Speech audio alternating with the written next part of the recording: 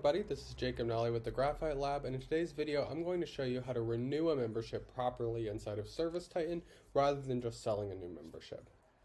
Alright, so here I've got a membership pulled up. This is the membership that I want to renew. Let's say Jack Turner's called in, he's like, I want to renew my membership, but maybe we're not going to perform that work right away. There's two main ways to renew a membership. The first is you're actually going to go to the membership, click Renew Membership. If the membership has a renewal task, which it should, you'll select that renew task and click create. This will simply just create a renewal invoice, which will renew that membership. The reason you'll want to renew the membership is because it basically resets the expiration date for that membership to whenever the next duration completion is.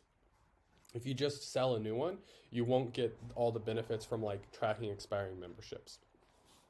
To do this on a job, all you'll have to do is just add this renew task to a job on the location that has this membership you want to renew, and you'll have to select the membership that you want to renew into. So this is how you renew a membership inside of ServiceTitan rather than just sell a net new one.